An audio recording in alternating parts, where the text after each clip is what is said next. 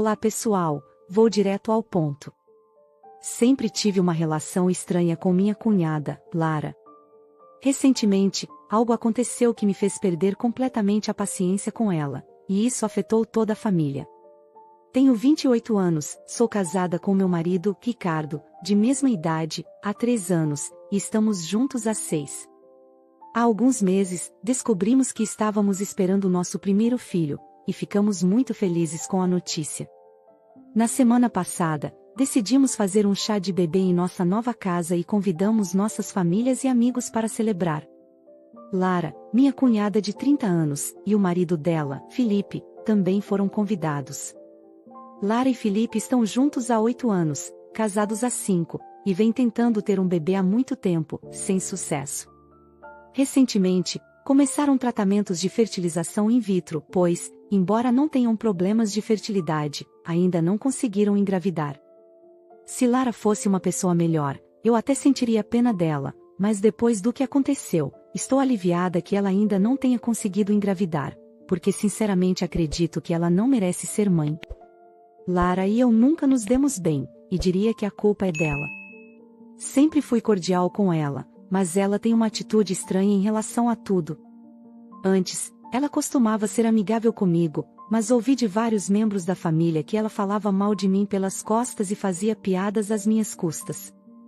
Com o tempo, fui me afastando dela, até chegarmos ao ponto em que somos educadas uma com a outra apenas por causa da família, e nada mais.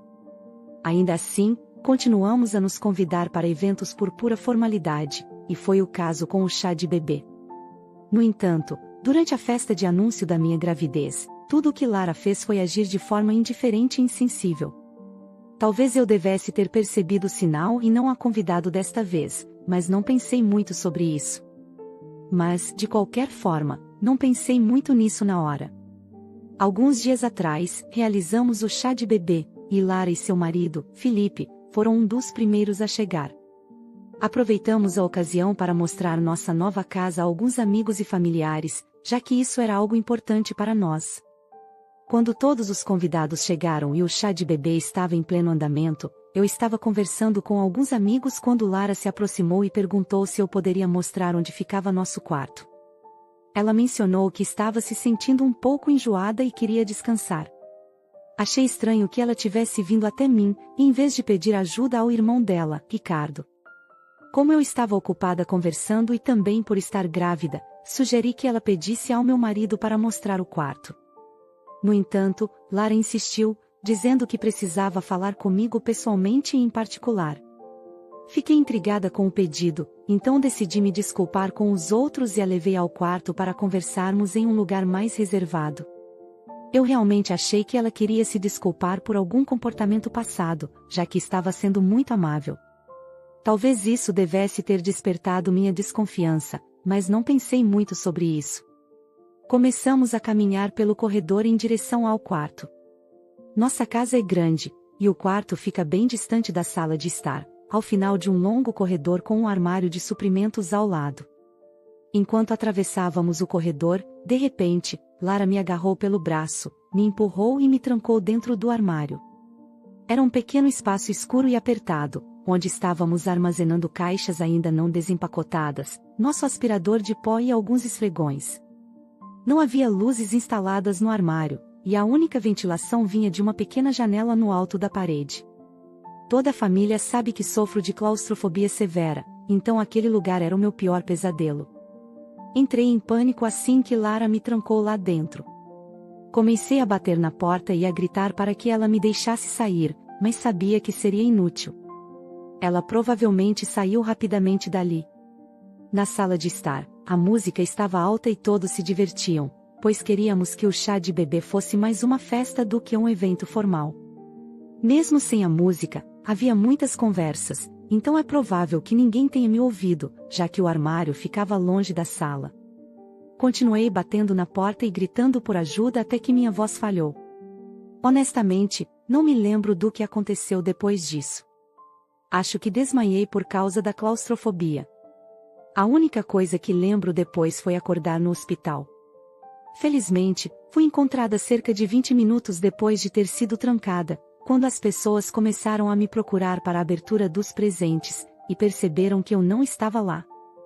Lara voltou para a sala sem mim e disse aos meus amigos que eu precisava descansar um pouco e tinha decidido ficar no quarto. Ela pediu que contassem isso a todos. Como parecia plausível que uma grávida precisasse de um tempo para descansar durante a festa, ninguém questionou a história dela.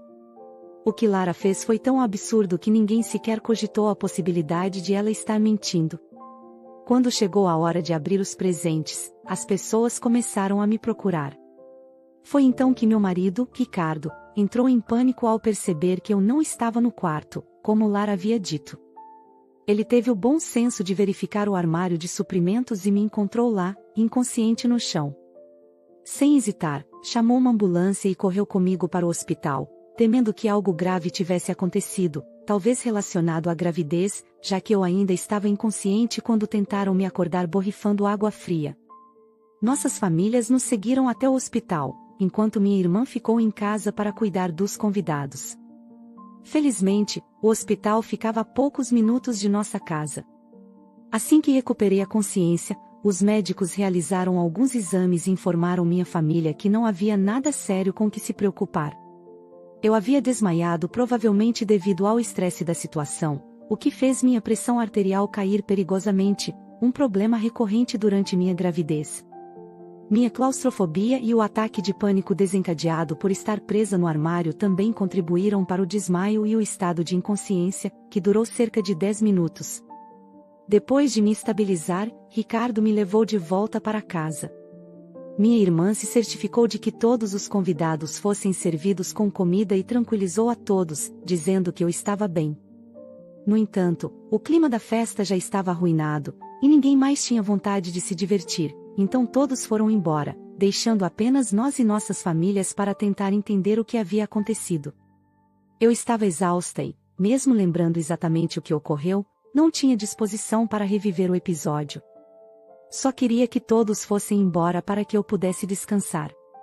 Felizmente, meus amigos, que haviam testemunhado a conversa entre mim e Lara antes de irmos para o quarto, sabiam que foi ela quem me levou para fora da sala e provavelmente era responsável pelo que aconteceu. Antes de irem embora, eles contaram a Ricardo sobre isso. Naquela noite, ninguém quis me incomodar mais, mas na manhã seguinte, Ricardo me contou que havia confrontado Lara antes que a família fosse embora. Enquanto eu descansava no quarto, eles discutiram na sala de estar na presença de nossas famílias. Lara negou qualquer envolvimento em me trancar no armário de suprimentos. Ela alegou que tinha ido comigo ao quarto para se desculpar por ter sido fria e um pouco má comigo ao longo dos anos e que, aparentemente, fizemos as pazes durante a conversa. Ela disse que eu mesma havia decidido tirar um tempo para descansar longe da festa e que, ao voltar para a sala, não fazia ideia de como eu tinha acabado no armário de suprimentos, negando qualquer responsabilidade. Naquele momento, era apenas a palavra dela contra a de meus amigos, então não chegaram a uma conclusão naquela noite.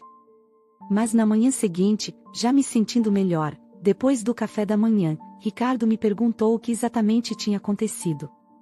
Contei tudo a ele, desde o momento em que Lara me pediu para levá-la ao quarto até o pânico que senti batendo na porta do armário e implorando para que ela me deixasse sair. Expliquei que, provavelmente, Lara nem estava lá para me ouvir. Ricardo ficou furioso e decidiu chamar o resto da família novamente para lidar com a situação. Desta vez, eu também estava presente, então Lara não poderia mais negar o que havia feito. Lembro-me claramente daquela manhã. Lara estava visivelmente doente e pálida, provavelmente porque sabia que estava em uma situação complicada. Seu marido, Felipe, também parecia preocupado, mas não creio que ele soubesse exatamente o que sua esposa havia feito. Contei tudo o que aconteceu naquela noite e confirmei que foi Lara quem me empurrou para dentro do armário e me deixou lá trancada. Todos ficaram horrorizados, sem saber o que dizer, pois era difícil acreditar que alguém que conheciam há tanto tempo pudesse fazer algo tão terrível. Para ser sincera, até eu tive dificuldade em acreditar que Lara fosse capaz de algo tão cruel, mas essa era a verdade. Ela tentou me machucar de propósito, e eu não me sentia mais segura perto dela. Depois que terminei de falar, minha sogra, Marta, foi a primeira a se manifestar. Ela estava visivelmente desapontada, dizendo que deveria ter percebido os sinais antes. Nos últimos meses, Marta havia notado que Lara estava incomodada comigo. A razão? Lara sentia que eu estava esfregando na cara dela o fato de estar grávida antes dela, mesmo ela sendo casada há mais tempo. Marta mencionou que Lara estava muito infeliz por eu ser a primeira mulher da família a dar um neto para ela, e não Lara. Marta achava que essas reclamações eram inofensivas e mesquinhas, por isso nunca mencionou nada para nós, mas não imaginava que Lara faria algo tão extremo por raiva e ciúmes. Nesse momento, Lara começou a chorar, alegando que não fez isso por raiva, mas que era apenas uma brincadeira inofensiva. Ela disse que não tinha ideia de que as coisas sairiam tão erradas e que sua intenção era me deixar trancada por alguns minutos como uma piada, para depois me soltar e se desculpar pelo comportamento que teve comigo nos últimos 2 anos.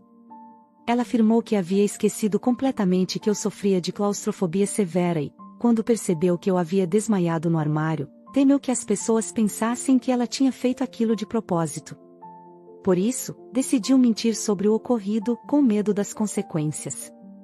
Agora, Lara não queria que ninguém na família interpretasse mal suas ações, insistindo que era apenas uma brincadeira e que realmente não pretendia me machucar. Infelizmente para Lara, ninguém acreditou nela, pois sua história não era nada convincente. Eu estava profundamente magoada por ela ter me feito passar por tudo isso só porque estava frustrada por não conseguir engravidar, como se fosse minha culpa. Eu não estava esfregando na cara de ninguém. Apenas anunciei minha gravidez alguns meses antes e organizei o chá de bebê, que são eventos normais para qualquer grávida. Se Lara realmente se sentiu ofendida, isso era reflexo das inseguranças dela, não das minhas ações.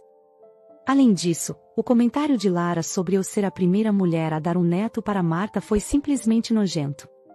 Isso não era uma competição ou uma corrida. No final das contas, Lara estava chateada por não ter conseguido engravidar, enquanto eu, sem nem tentar, havia conseguido. Sinto muito por ela ter que lidar com problemas de fertilidade, mesmo com resultados normais, mas isso não era culpa minha e não deveria ter se tornado meu problema. Ainda furiosa, disse a Lara que, nos últimos 2 anos, ela havia sido estranha comigo, mas eu nunca tinha feito nada contra ela. Sempre tentei ser amigável, enquanto ela fingia cordialidade e depois falava mal de mim pelas costas.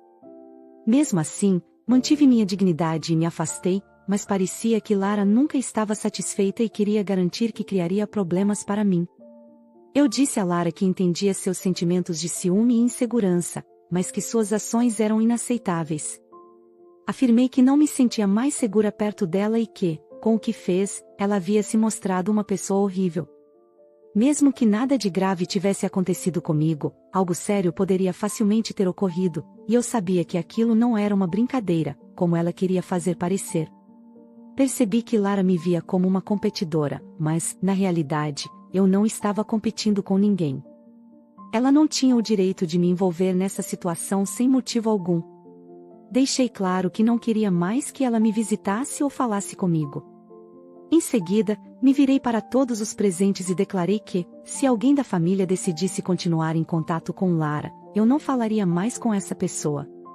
Era uma questão de escolher entre ela e eu. Nesse momento, Lara começou a protestar, dizendo que eu não tinha o direito de fazer aquilo, especialmente porque, segundo ela, tudo não passava de uma brincadeira. Eu vi a preocupação tanto dela quanto de Felipe, mas já tinha dito tudo o que precisava e não me importava mais com os protestos, pois sabia que o resto da família estava do meu lado. Eventualmente, Lara começou a gritar, e minha sogra, Marta, teve que intervir. Marta pediu para Lara ficar quieta, explicando que isso era consequência de suas próprias ações e que ela havia perdido o direito de protestar. Marta então chocou a todos ao dizer que me apoiava, afirmando que eu estava certa e que não conseguiria mais olhar para Lara da mesma forma depois do que aconteceu. Ninguém acreditava que aquilo tinha sido uma brincadeira. Marta continuou, dizendo que estava cortando Lara de sua vida por enquanto e que, talvez no futuro, pudessem fazer as pazes, mas que, no momento, não queria mais contato com ela. Isso também significava que Marta e seu marido não iriam mais pagar pelos tratamentos de fertilização in vitro. Lara e Felipe teriam que encontrar outra maneira de lidar com isso. O sogro de Lara, que geralmente era um homem quieto e deixava Marta falar por ambos, também concordou com a decisão. Naquele instante, Lara e Felipe explodiram. Eles começaram a gritar com os pais de Lara, dizendo que não podiam fazer isso, pois todos sabiam que estavam desesperados para começar uma família e não podiam arcar com os custos dos tratamentos de fertilização in vitro, além das outras despesas. Os pais de Lara eram sua única esperança, já que, apesar de terem uma condição financeira estável, os pais de Felipe não tinham o mesmo nível financeiro e não poderiam ajudar. Lara e Felipe haviam começado um novo negócio há poucos meses e ainda não tinham conseguido se estabilizar financeiramente. Provavelmente, por isso contavam com os pais de Lara para pagar os tratamentos. Isso foi um choque para todos, pois não sabíamos dessa situação. Apesar das súplicas e da reação desesperada de Lara e Felipe, Marta se manteve firme. Ela disse que, dado o estado mental de Lara e a maneira como ela estava se comportando, acreditava que não era o momento certo para ela ter um bebê. Eu não podia deixar de concordar. Ninguém tinha mais o que dizer, e Lara simplesmente desabou no chão, chorando de forma patética. Embora fosse difícil vê-la daquele jeito, eu não estava disposta a voltar atrás na minha decisão. Ela continuou a soluçar no chão por cerca de 5 minutos, e ninguém disse nada durante esse tempo. Então, Lara se levantou, e eu pensei que ela iria falar com a mãe, mas, para minha surpresa, ela veio diretamente até mim e começou a implorar por perdão. Ela estava realmente desesperada, ajoelhada e tudo mais, dizendo que estava genuinamente arrependida pelo que tinha feito. Lara acreditava que eu poderia resolver a situação se falasse com Marta e insistiu que eu precisava fazer isso. Marta tentou ser gentil, dizendo a Lara que sua decisão já estava tomada e que nem mesmo eu poderia mudá-la. Mas Lara não estava pronta para ouvir. Ela estava histérica, e eu não acho que estava em plena consciência naquele momento. Foi uma situação muito estranha, e eu não sabia o que dizer. Senti pena dela, mas sabia que não havia nada que eu pudesse fazer. Depois de um tempo, Felipe a agarrou e a fez se levantar. Mesmo assim, Lara continuou chorando enquanto eles saíam. Felipe saiu com Lara, deixando todos nós ainda tentando processar o que havia acontecido. Quando voltamos para casa, meu marido, Ricardo e eu evitamos falar sobre o ocorrido com Lara. Era doloroso demais pensar em tudo aquilo, mas agora estou me sentindo um pouco estranha em relação a tudo. Sei que o que Lara fez foi terrível, mas fui eu quem deu o ultimato à família, forçando-os a cortá-la, o que também significava que ela não poderia mais continuar com os tratamentos de fertilização in vitro. Isso implicava que ela talvez não teria a chance de ter um filho, e comecei a me perguntar se fui cruel ao tomar essa decisão. Será que fui a vilã ao colocar a família nessa situação? Escrevi aqui em busca de uma opinião sincera. Fui ide por ter dado esse ultimato à minha família, fazendo-os escolher entre mim e minha cunhada? Atualização. Olá pessoal, gostaria de agradecer a todos que responderam e comentaram no meu post. A maioria concordou que eu não sou a culpada aqui, e isso me trouxe um grande alívio. Estava me sentindo muito culpada depois do que aconteceu, especialmente porque não esperava que Lara implorasse por perdão daquele jeito. Ela estava completamente histérica, o que me fez sentir mal por ela. Ainda sinto pena, mas, para ser honesta, ela precisava enfrentar as consequências de suas ações. Não seria justo que ela saísse impune depois de tudo isso. Independentemente das intenções de Lara, seja ou não uma brincadeira, as consequências foram sérias para mim. E sinceramente, ainda acredito que Lara não está pronta para ser mãe, considerando o comportamento desequilibrado e irresponsável que ela demonstrou. Ela está chateada comigo, mas não sei como ela acha que está preparada para cuidar de um bebê. Para mim, e para minha sogra Marta também, é óbvio que Lara tem alguns problemas sérios. Até que ela resolva essas questões, acho que é melhor que ela fique longe da maternidade. Conversei com Ricardo sobre meus sentimentos em relação ao que aconteceu com Lara, e ele me disse para não me preocupar. Aparentemente, sua irmã sempre foi um pouco impulsiva, mas todos pensaram que ela havia superado esse tipo de comportamento. Ela costumava ser uma típica garota maldosa e vingativa no ensino médio e até na faculdade, mas o que ela fez agora não foi apenas maldade, foi crueldade pura. Sabíamos que ela tinha um lado sombrio, mas ninguém previu que ela manifestaria isso de maneira tão extrema. Depois dessa conversa com Ricardo, me senti melhor sobre tudo. Decidi tentar deixar isso para trás e focar em ter um restante de gravidez feliz. Nova atualização. Já se passaram 8 dias desde o chá de bebê, e como o evento não terminou bem, decidimos oferecer um jantar formal esta noite para compensar. Obviamente, Lara e Felipe não foram convidados desta vez. Até agora, não havia aberto nenhum dos presentes, mas decidi fazer isso durante o jantar, rodeada por amigos e familiares. Então, decidi abrir os presentes hoje, cercada por todos os meus amigos e familiares. Estávamos todos aproveitando a companhia e as conversas quando a sobremesa foi servida. Foi nesse momento que Lara resolveu fazer uma postagem nas redes sociais criticando meu comportamento. A ironia disso é surpreendente, considerando tudo o que aconteceu. Como eu já havia bloqueado Lara após o incidente, não vi a postagem. No entanto, ela marcou alguns dos meus amigos e familiares, que foram notificados e acabaram lendo a postagem para mim. A postagem era ridícula. Lara alegava que eu sempre estive em competição com ela e que eu supostamente pensei que havia vencido quando engravidei antes dela. Ela admitiu que perdeu a paciência durante o meu chá de bebê e me trancou no armário, mas argumentou que minha retaliação foi muito mais severa. Lara me acusou de ter forçado a família a cortá-la e de garantir que ela não conseguisse engravidar, convencendo sua mãe a parar de financiar os tratamentos de fertilização in vitro. No entanto, segundo ela, meu plano não funcionaria, pois ela e Felipe haviam decidido pagar pelo tratamento por conta própria e com certeza, teriam um bebê. Lara declarou que, mesmo que o resto da família a abandonasse, isso não faria diferença para ela, pois estava determinada a se tornar mãe e formar sua própria família, que seria, segundo ela, muito melhor do que a que ela nasceu. Ela também acusou sua família de estar mais preocupada em me agradar do que em cuidar da única filha que tinham. Sinceramente, tentei me sentir ofendida com essa postagem, mas era tão absurda que acabei rindo. Todos os outros me acompanharam, e decidimos ignorar aquilo como a grande piada que era.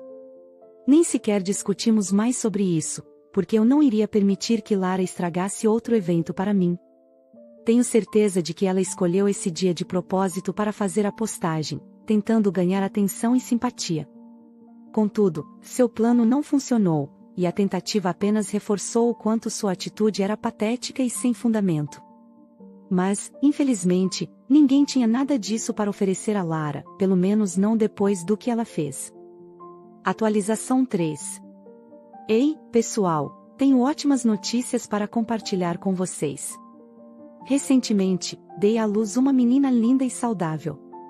Ela tem 6 semanas agora, e eu já a amo mais do que qualquer coisa neste mundo. Na verdade, meu marido e eu estamos brigando para ver quem a ama mais, mas sabemos que, independentemente disso, nosso amor por ela é imenso. A maior parte da maternidade tem sido maravilhosa até agora, e apesar dos desafios, tudo valeu a pena. No entanto, esta atualização não é sobre minha filha, embora eu pudesse facilmente continuar escrevendo sobre ela. Na verdade, é sobre Lara. Ela está se divorciando, e honestamente, isso não me surpreende. Ouvi de algumas pessoas que ela e Felipe estão vivendo separados nas últimas semanas e que eles anunciaram publicamente nas redes sociais que, devido a diferenças irreconciliáveis, estão se separando. Aparentemente, eles realmente tentaram fazer o casamento funcionar nos últimos meses após o incidente comigo, mas o estresse de tudo acabou sendo demais, e eles não conseguem mais ficar juntos. Não acredito que será um divórcio amigável, pois decidiram vender o negócio que construíram juntos. Se fosse uma separação mútua e amigável, não acho que eles teriam tomado essa decisão, já que aquele negócio foi o primeiro bebê deles, algo em que investiram muito trabalho e dedicação. É triste que estejam se separando, mas não é chocante. Os pais de Lara ainda não voltaram a falar com ela, embora eu tenha dito que não me importaria se eles quisessem retomar o contato. No entanto, eles me disseram que, a menos que Lara peça desculpas sinceras a todos, não estão interessados em ter qualquer contato com ela. Sinceramente, me considero muito sortuda por ter sogros tão solidários e amorosos. Não acredito que todos tenham a sorte de ter pessoas como eles em suas vidas. Meus próprios pais também têm sido um grande apoio desde o nascimento da minha filha, e até mesmo antes disso. Sou muito grata por ter um sistema de apoio tão forte ao meu redor. Lara poderia ter tido uma vida semelhante se tivesse se esforçado para ser mais gentil com as pessoas ao seu redor, mas, infelizmente, isso nunca foi o forte dela. Neste ponto, já não sinto mais raiva dela, sinto pena. Ela poderia ter tido uma vida boa, mesmo com os desafios inexplicáveis de fertilidade, mas escolheu seguir por esse caminho.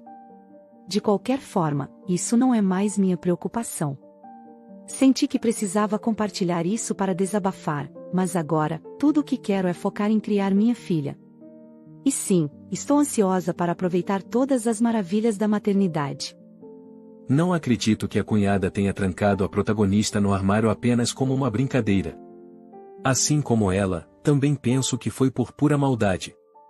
Não acho que a protagonista deva se culpar pelo fato de os pais da sua cunhada terem decidido não ajudar mais no processo de fertilização in vitro. E você, o que acha?